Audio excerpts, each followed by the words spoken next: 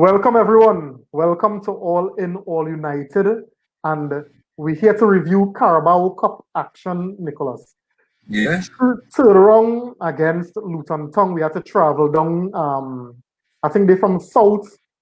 We had to travel to the grounds. I mean, it's a different feel when, you don't have the atmosphere. But nonetheless, we were able to get the results needed to take us, to the next round. And coming off a performance and a result, in our first game in the Premiership, where the guys looked lethargic, we looked, out of sorts, we looked, we wasn't motivated. To come today and to get the point, well, to get the results to progress to the next round. And I think the performance, for the most part, was encouraging. Albeit it was the what we will call the second string 11. The result was most important to encourage the guys, and motivate them and get them the confidence to push on,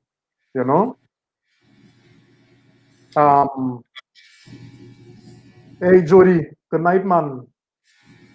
And Davion, good night. Thanks for joining. Nico.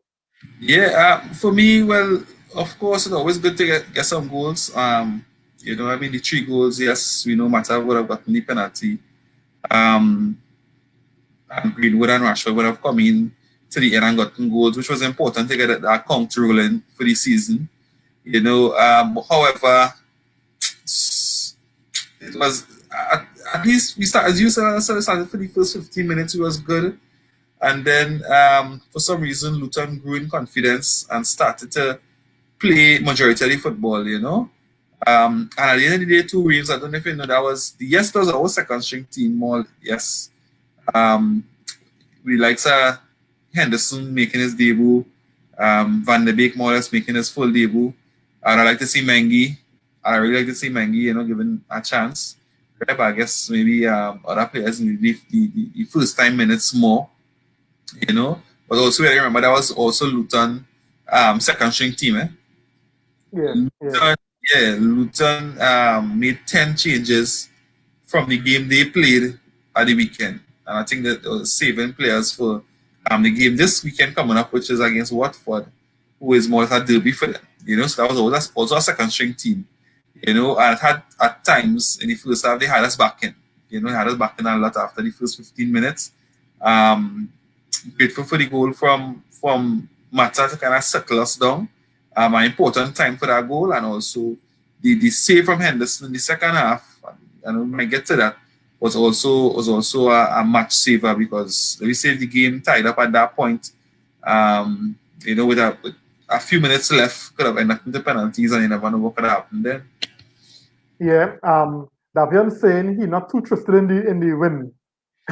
I mean, the win giving us more football so that the guys, because I don't know if you all know Ollie, Nick, I don't know if you was aware, Ollie said that he thinks that the guys need about 4 or 5 games, seeing that we didn't have a preseason, so we the match sharpness won't really be where it should. He said he think the team need about 4 or 5 games, to get back at that level where we could see some more sharpness and confidence now. But that comment came, before today. You thought that he would have gone with a stronger team, saying that he said that, so we have the likes of Pogba playing, Lindelof, Shaw, Martial. You think he would have started with the likes of Rashford and Fernandez, simply because he said that the guys needed match fitness, match sharpness, and they needed minutes to get to that place. But to me, I think we need the entire squad for this season, and you need the entire squad fit. I think the likes of Pogba, even Mason, Bruno, they would have gotten the game on the weekend, and they would have had to definitely put in some intense training this week. So yes, they would have had the game, they would have had a recovery, and then they would have had some intense sessions this week, ready to prepare them for the weekend.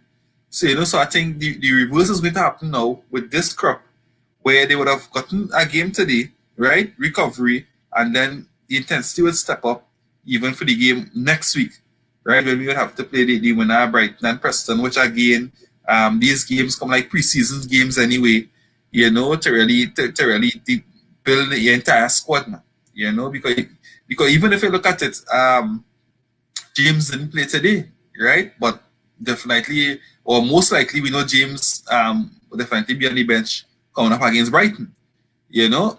So again, it's just about building momentum, building confidence within the entire squad, and hopefully from the game that the guys played on the weekend, and the training this week, I think hopefully they should be a bit sharper. Yes, we know, as Oli would have said, the team need games to really get fit, but it's as much as we could do right now, as much as we could get right now. So I think we had to take it, but try to build fitness of the entire squad, because we would need the entire squad with the amount of games we're going to play this season.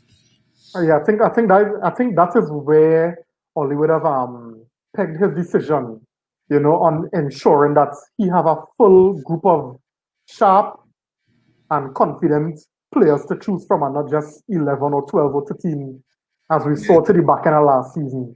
So I think, given the consideration of the activity in the transfer markets, more or less we had to depend on this lot, and I think in terms that he talk about, coaching and training and developing and working with the group that he have now. So he has now, it's in his best interest to ensure or to make sure that his full complement of players, and we're not only talking about 11 or 12 or 13, we're talking about 20-something players, at the levels that when they call upon, they're able to perform, if not at the ability level, at least confidence and to contribute to what they're able to, Callum on the inside, welcome, buddy.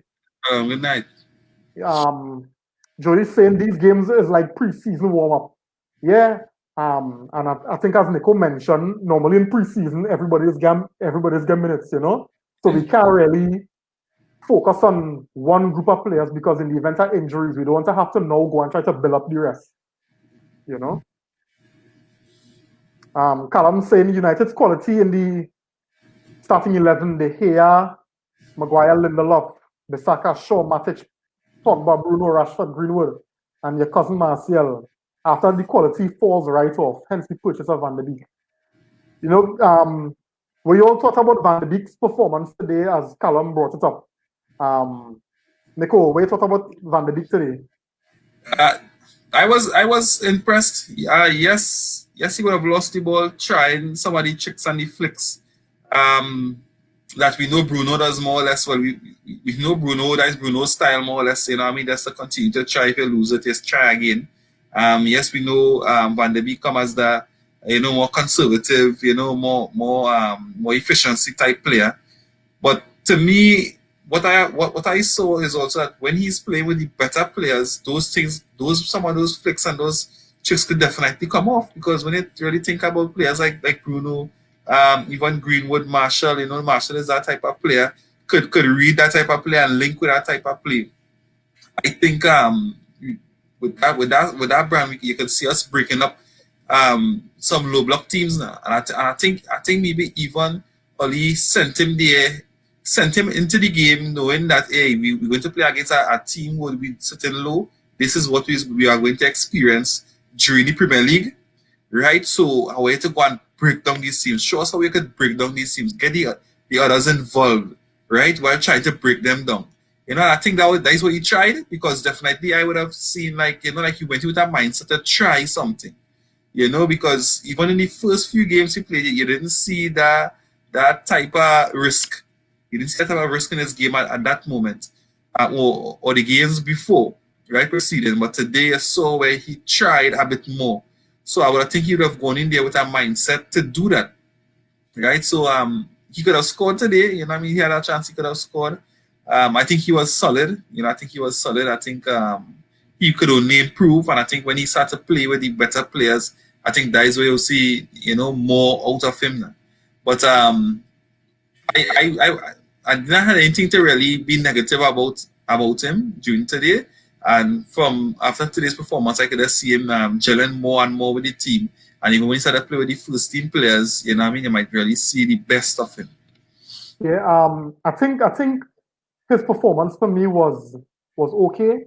You know, as you said, you would have seen where the potential of some of the things that he did in the box today or on the field with the better players, it would look better and stuff could come off. But I find it was a little bit of a stretch to award him the man of the match. I find that was a stretch, you know. I don't know what was behind the awarding, but I think they could have done better. Maybe to justify the price tag or to justify the purchase to show that, you know, maybe that political, you know, plot to show that Manchester United is doing things in the market. They are doing things good. Look, Van de Beek on his more or less full label got the man of the match. So, you know, United is doing good. You know, maybe try to mama guy people now. Yeah. I watch man. What you're saying is true because the Carabao Cup awarded one matter as the man of the match, but Man U TV, yeah, they awarded Van de Beek as the man of the match. So you might be able to something there. I tell you, they're trying to justify the money they pay, and you know, the mama guy people to tell me, well, hey, look, make a good signing. You know, could be. I see it already. I see it already. You want to something? Rian, welcome and thanks for joining. He's saying, running pre-season, do you think they should have pushed this season back? Well, with the tight schedule and all these games that they have to try to fit, and then you know the Euros was pushed back to this upcoming summer. I think it would have been very, very difficult to push the season back further than they did. You know, it would have meant at some point in this schedule they'd have to cram too much games in together. You know, that would have taken a negative impact on the players now. You know, and the fitness, and then these same players may not have been able to play in the Euros. You know, so I think where it started was the best they could have done. You know, considering how the last season ended with COVID, and not only that, what they tried to do was give the teams that made it, that progressed further on in Europe, they tried to give them an extra week. You know, so I guess, and I hope that answers your question, but I think that's the best they could have done in terms of trying to start the season, you know, without really making it adversely affect the players and the competition, the international tournaments that they have planned for the summer. Jody saying I'm giving them a few more games to gel back with each other. Yeah, and I find Nico when Bruno, Rashford and Greenwood came in, you didn't find it had some nice little energy and gelling. You know, we saw where the levels really went up with them fellas and them. So, you know, the games, I think we will see some gelling happening in Jody. You know? Yeah, well, after, as Mata would have said in his post-match interview, he said, well, after we do all the work and tire out the team, right? Greenwood and Bruno and Rashford come on and, you know what I mean, with the game up. The benefit. Exploit them now, you know, we would exploit the team after Mata and they had done all the work before. But as you would have said, yes, you saw difference in quality when those three guys came on. You saw where the entire tempo and the attacking instincts, you know what I mean, went up different levels. You know, you saw why they are the first team players, you know, they really, I think Igalo today, for some reason, I don't know, and Reams, there's something I has noticed, right? I don't know if it's the hype and the energy and the, you know, the whole, you know, what is called it, the Europa or of playing for of getting your dream signing that it has come with this and it has looked so good for a while, and then for some reason, you know, I don't know if it's because pre-COVID, Igalo was good, right? Post-COVID, I find he fall off a lot, but I don't know if it's when he reached in Manchester, it's just like comfortable and, you know, all the hard work he used to say, well, all right, all that hard work was meant to reach here, and now I reach here, I could breeze out, I could rock back. You know, because a lot of players, for some reason, before they reach United, just look good, and when they reach United, they look different. after a few months. So I was kind of disappointed in the Igalo performance today. I find like he gets slower. Yes, we know you have a touch and a link up play, and sometimes we didn't even see that today. So Igalo today wasn't as what we came to expect. I think we were expecting more from him. I don't know what you think about Igalo performance today. Yeah, I too was disappointed, and I can't normally you would kind of say, well, he came on too late to really impact the game. Right. These are the kind of excuses that would have covered Igalo in the past, but he got minutes today. He played for 70-something minutes, and I really didn't think that he was good. And I don't want to be cruel, but it is what it is. And even the game against Aston Villa in the our lone preseason game, I don't think he was good as well. So I don't know if it's confidence, but as you say, when Igalo had just come, balls were sticking to his foot. He was using his body well. He was turning on men. He was seeing the drag that is a trademark move for Igalo. He was getting it real good. Today, I just didn't see it. So for me, if I have to jump to his defense, it will be confidence for me. So hopefully the minutes will do him well. And if Oli were to trust in him for the next Carabao Cup game, next midweek, hopefully we will see a more sharper Igalo. Probably he's suffering from what the Pogba and the McTominays and we can't use one excuse for one and then give our next man a blind. And this just me trying to look for a reason to say, well, hey, ease him a little bit. But today definitely he didn't look the Igalo that we saw when we just signed him, I'm gonna just get some comments in here, right? Hey Richard, good night, man. Good night, brother. See why I like Wan-Bissaka and Bailly. All right, we'll come to that. Hold that thought, and Nico. We'll come to that. Simeon, good night. Thanks for joining. He's saying there is another center back. right. We come in there. But what a save from my keeper Henderson. Yes, we come in there. We will get to that, guys. We like how all watch the game, man. I'm really saying we got a little glimpse of what we know they're capable of when Rashford came on. I know it was Luton second string team. Yeah, we talk about that just now when those guys started gel and the kind of quality we know that those fellas possess. So you're saying, how was Lingard? Did he show anything to deserve minutes? To Tottenham looking at him. I wonder if Lingard want to leave to go to Tottenham. That why he shines so today, boy. I wonder if he window. He's going Tottenham. Callum saying, hence my statement about the golf and quality in starting 11 and the rest of the team. I think that's when we were talking about Igalo. Yeah, it's glaring. But I think as Nico had mentioned earlier, I think the responsibility is not only to make sure that his entire group, not devoid of any kind of confidence that they get minutes, that he share the minutes around.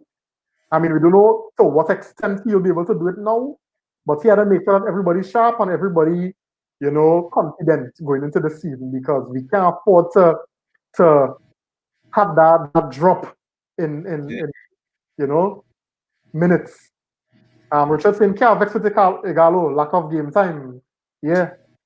So back to the comment, Nico, with Bissaka and Bailly. Where you thought that their performances seen that, we didn't see Bailly for a long time and people crying out for changing the defensive line. You think Bailly made a statement? Well, you want to start with Bailly? All right. And the love was so bad that in the last game that I was saying, even before the game, that Jed, whatever Bailly do, I taken Bailly for the Brighton game. But for some reason, Brighton is Bailly has some lack of concentration. When there's no reason to have a lack of concentration. Because today it had a moment where he just head back the ball to a Luton player. When he could have taken it down, he could have turned, play back to the keeper. And he just, which really show a lack of concentration. It had another time that he should have loved the ball, another time he didn't have to clear. So he was so indecisive at times that, yes, he was strong defensively. I think if Lindelof was on the field, we would have conceded, honestly, because after Henderson would have made the save and the player shoot, but he wasn't in line to clear. So if Lindelof was on the field, that goal was going to score. A sure that goal was going to score. But so Biders yes, he would have gotten away with some of the mistakes today, but with better teams, they could have punished us, with some of the unforced, like the sitting tennis, unforced errors now. There's a lot of unforced errors that Bide made today that is, how many reason he, say that question mark, oh gosh, Bide, well, I was hoping you'd give me a good game today, so at least I could have, I could make an argument for you now, to say, well, I want to see Bide on the weekend, so again, hopefully with this game, and the next game coming up next week that you get, hopefully you should start that game also, that you start to see, and hopefully the best of Bide going forward, and we get Lindelof RS. Yeah. Akira, thanks for joining, buddy. Akira saying we have no depth, but Lingard showed glimpses of his former self. I thought Lingard was pretty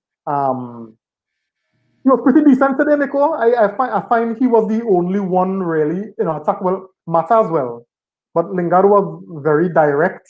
He was trying to make things happen. When he was on the ball, he was lively. We could have things were going through him, and he was comfortable to be the conductor of, and the orchestrator of our attacks today. And he, I thought he looked up for it. I don't really think Lingard put a foot wrong today. I mean, in terms of the quality, the end product quality, we know Lingard is not really that kind of player. But in transitions, traveling with the ball, trying to make things happen, trying to open and come and carve out opportunities. I think Lingard was decent today, and I think as Akira say, we're seeing glimpses of the Lingard that we grow to appreciate now. We know he's not the standard, but if we could see more of this Lingard, going into this new season, then he could be very, very useful to the team, to come on and give us, some impetus when we need it. And even if he could do some moonwalks in the Emirates, Oh, Lord. I am mine, Nico, if you're doing good, you dance, I say so too. Well, boy, I'll be a real step up, boy.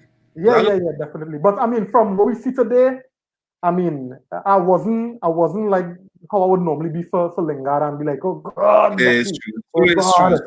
You're right. So let's hope that he builds on this, and if he could build on his performance today, then I say if we can't sign nobody, keep him. Who knows? Yeah. What do you think about my performance today, and I mean his potential to oust Lindelof as the peer with Maguire for the Premiership? If we could go back to the last review that we had on Saturday, and Callum had mentioned, Fire Marshal had mentioned that a centre back pairing is supposed to be, with the term he used by a woodcutter. Right. Yeah. And then somebody who of a more Rolls Royce model. Right. I think we have that in Bailly and Maguire. I just not seeing where Lindelof and Maguire are pairing really suiting what we're trying to do now. But as you noted just now, Bailly had to work on the concentration, because those errors, that we saw today, and it didn't happen once, it happened more than once. It happened probably about 4 or 5 times today. Yeah. And those are the things that, there's having a little shaky with Bailly, because better teams, as you rightfully say, will punish that. Yeah. And all it had to take is one mistake to get punished, and Bailly had to go drop, and then he just started flying with crazy lunges. So I'm trying to atone for it now. Exactly. But apart from that, probably more games under his belt, and with him being able to stay fit, I think Lindelof pick could get it. Yeah. I don't think he did enough to oust Lindelof just yet, but I think he do enough for only to say, well, hey, next Carabao Cup game, you're starting. Right. You know, Richard saying not just concentration, but staying fit. Correct. Callum saying, Reem, stop it. It's a lower division team play. I ain't taking no positives from that game. Watch me. Where's he saying, Callum, you had to beat in front of you. You know? And we have to look for every opportunity to build confidence right now because I think after the Crystal Palace game, the confidence of the team would have taken a hit. And that Brighton game coming up, you're gonna be easier. Exactly. Brighton game gonna be yeah. So Fire Marshal, we had to be in front of we, you know, and then hopefully it go, you know, spur on some kind of confidence that come weekend we might be able to, you know, to really build on that and actually beat better teams. You know, even if you look at preseason games, who will be playing for preseason? You know, it always starts with smaller teams and then gradually build it to more tougher opponents. So I mean, I don't want to go and say, well, hey, we're gonna win the Champions League because we beat Luton Twon. But let me take it where it is, and let me hope that the confidence gained will do the team well, you know. Yeah, so Nico, Bissaka. Again, you start taking him over for Sumensa. You know what I mean? Just to really build back that fitness. He's looked very solid defensively. Again, I think he was solid defensively. Going forward, he wasn't even bad. Again, I don't go with Callum a bit, you know what I mean? It's just Luton Twon, you know? But I find he wasn't bad. You know what I mean? I find he wasn't bad. I think coming back, maybe his first game for a while, just building back that fitness.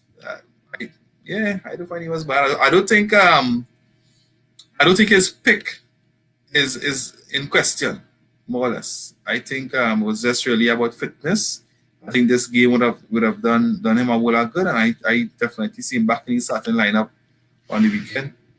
But I don't understand. I find Bissaka started off the game real cautious. I wasn't liking what I was seeing with the way he was playing. I don't know if it was him in himself or it was instructions, but I wasn't too pleased with what I saw in the first half. But I thought that later on into the game he started to grow into the game. I don't know if that's because, you know, management said, well, okay, bomb forward, do your thing now. But the later part of the game I was a little more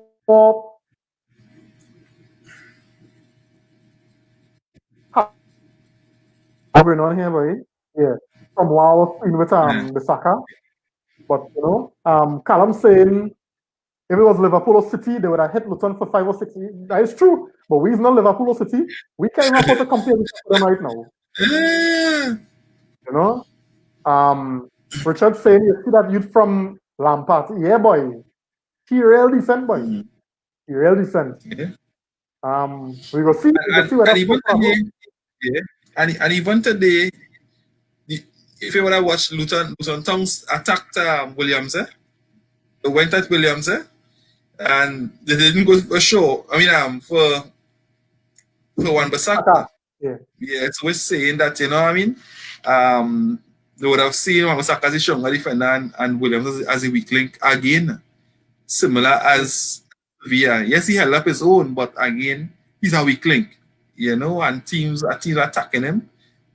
So the moment that Shaw goes down, and there's even attack Shaw, but the moment Shaw go down, I think we've been some real problem because the team just going to attack Williams, and I think I don't feel he can manage that, but I feel we'll be in real problems. Well, I mean, we have 2 weeks before the transfer window closes. So let's hope that something will happen. I will regret nothing. You know, so the press but at the end of the day, right. I don't know what to say. We had posted on the Facebook page, guys. You know, Evra, you know, came out and he told some stuff, you know, that I found was very, very as a Man United fan, it kind of hit me a little bit, man, to know that, gosh, boy, we really in a mess. You know, what other teams progressing and other teams, you know, starting to, Bill, we still fighting up with these kind of, mediocre kind of mentality, right? Callum saying here, teams does look at our defense and target our weak links, Shaw and Lindelof. Yeah, I don't think our defense is any kind of thing to boast about right now, So I really hope whatever Ollie's game plan is for Brighton on Saturday, because that team is a team in form right now.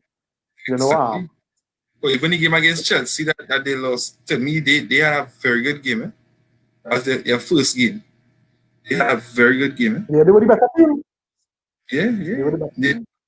I think one of their breakout players, Bissouma, I think he got a red card, so I think that could kind of work in our favor because he's very solid defensively in the midfield. So I think there's a plus for us, but it was an opportunity for who was behind him to show their quality also.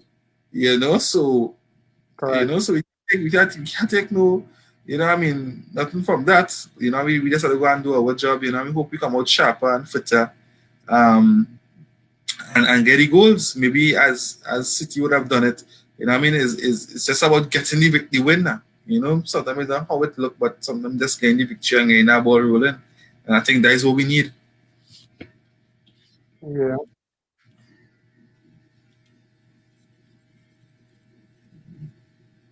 All right, guys. I don't know if you all see it, but I think we're getting some kind of technical issues here, but we will roll through still. Richard saying, but Alex Tellez will offer us more at helping us break down stubborn defenses. Nico, what do you think about Alex Tellez, boy? Because I never really look into him, watch him play or anything. He's not going to help us. We need a centre back. We need a forward. We need a winger. You know what I mean? He's not going to help us. Honestly, he alone, I think we would just be right where we is right now. Honestly. I don't know. I watch him some. I used to watch him at Porto because at some point in time I had liked what I was seeing with Alex Tellez. But I was more leaning to the type of centre back like Regulon. I think he's a little more skillful in tighter spaces. I still seeing Alex Tellez as a Marcus Rojo, and I'm not seeing much of a difference between both of them. That's true. You're right. And we already have Marcus Rojo, and I mean they are around the same age, so it's like I'm not really too thrilled about it. If he come, well, I guess is an option. I've seen him adding any kind of real quality now, right? I mean, probably could prove me wrong, but I guess I want to see it. Exactly. Simeon saying any formation change to cover defensive shortcomings. What do you think, Nico? I mean, Matic coming to the team, but we know Matic just fall back into that centre back role and assist at times. That maybe might help, but otherwise, unless we bring back in Smalling, because right now men taking Smalling over the love right now. To tell you how bad. Men come back in the team. Changes, I don't know. I don't know if there are any formation change can really help us defensively. I don't think Oli will go and risk a formation change, just like that. Because you have to consider the parts and whether, how it will work out now. And for some reason, you see, for me, the 3-5-2 or 3-4-3, I think you're handing the impetus to your opponent when you set up those kind of defensive formations now, So I'm not sure Brighton deserve that kind of respect, So I think he'll stick to his 4-2-3-1 or 4-3-3, however he tends to set up, and hope that the players step up, Callum talking about Upamecano, that's going to be ideal. That is the man we want from Leipzig. But if the club could get it done, Callum, go and watch every video, but you can see what's going on. So Nico say he ain't holding his breath. So Richard saying he thinks going forward that Tellez will be better than Shaw. Right now, anybody better than Shaw going forward as far as I'm concerned. I don't know if Nico think differently. Shaw Well, don't really, definitely. Shaw don't encourage me going forward. That is one thing. Shaw always passing the ball back. Shaw is dilly-dally on that ball. Sometimes you'll see Marcus Rashford coming fit. He running straight to the man. That's the rest. You know, handing the ball in hand. Oh, God. That's me. I don't believe I'll be current with Shaw when we play, I'm saying as centre back, we need pay the money. No doubt. You're talking to the same person we're talking about, the Glazers and Woodward. Hey, Joshua, welcome, man. Thanks for joining. He's saying leadership. There isn't any player that motivates and pulls the team together beside Bruno. Man United lacking a Roy Keane and a Zlatan leadership in the dressing room. Very, very correct. I couldn't put it any better. I think it's the Roy Keane more than the Zlatan, you know. And that kind of man to hold people by the scruff and push them and say, hey, I want more than that. You got to be walking off this field dirty, you know. And I think the football nowadays, too much friends, you know, too much friends. Nobody want to offend nobody now, you know. Okay. Callum was saying right now, I feel like I could recall Gary Neville and Evra at their present age. This is how desperate we are. But you can remember when we was calling for Gary Neville to hang up his boots? Yeah. Well, I ain't too sure about Gary Neville, but Evra, yeah. Akira is saying, I agree with Joshua. Teams will be aware of Bruno this year. Liverpool was miles ahead and strengthening the squad. What have we done? Anytime I start to talk about signings and transfers, that is the question, yes, Nico? Sorry? So, well, guys, so Nico, that brings us to the end of the review for the game, right? But I just want to bring up one thing, and this is one of the issues I have with English football. Now, I don't know, I want to bring back to our memory when we were talking about the transfer window closing when the league starts. We were the only league in the world that agreed to close the transfer window in terms of signing players at the start of the league, because normally you would have a 2-week or a 3-week overlap. And we went last season and we say, hey, when the league starts, transfer window closing. Everybody else said, well, that is all you're doing that. And we realized it was a bad move and we have to revert. Now, this is the question I want to ask now. Now, the football bodies had said, well, here we're going on because of COVID and whatever. We're going to allow clubs to make 5 substitutions per game with 9 subs on the bench. Right now, the authorities said if the leagues want to use it in this upcoming season, it's up to you all. Every other league earlier agreed to use the 5 subs. 6 clubs in the Premiership, and I think it was the club that was in Europe, voted in favor. Everybody else, 14 others, voted against. So the majority won. So while all the other teams in Europe and leagues in Europe using 5 subs, we still going with 3 subs. Now, I don't think the Premiership clubs, Nico, going into European competition and even in the league will be affected by this? Yeah, definitely. Because it didn't done any preseason already. It's already difficult as it is even not playing with fans, you know, and then the amount of competitions the top teams especially are in, it will definitely be tiring on the squad, you know. And but however, on the other hand, I think the smaller teams would have had the argument that your squad have more talent than ours, and with you having the ability to bring on 5, where we could barely bring on 2 quality subs, then that just playing into your hands, you know. So definitely it would have been, you know, advantage to the bigger clubs, the bigger teams. But if you're really looking at it from a a human perspective, you know, and injuries and fatigue and that sort of thing, then definitely you would have gone with the 5. But I think the smaller teams not into that. You know what I mean? You having 5 subs that will be a disadvantage to us, and that is unfair to us. You know what I mean? We go with the 3. I think that is why they voted that way. But strange enough, the other smaller teams in the other leagues didn't think that way, you know.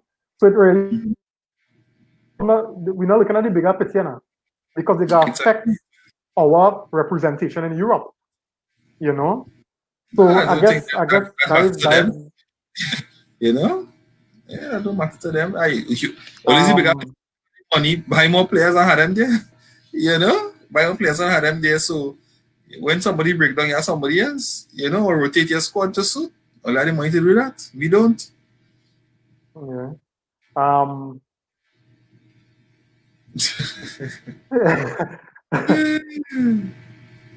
boy, here now, I still feel it coming, right?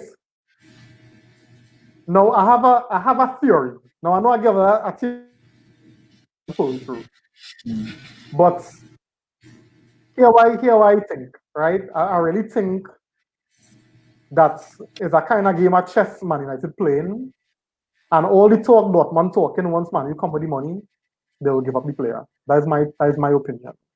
And I do think coming to the end of the transfer window, we're gonna see real deals cutting out here. Trust me. I think people just waiting because I believe it have a COVID discount. I think a lot of teams experiencing losses, you know, and have books to balance. And it's poker face going on right now, fellas. You know, Dortmund playing poker, Man United playing poker. And I have a feeling that come, you know, deadline week, we're gonna see real deals coming over the line. And I feel Dortmund go cave because right now they need money. You know, they're putting up a confident front. They're saying they're not selling, blah, blah, blah.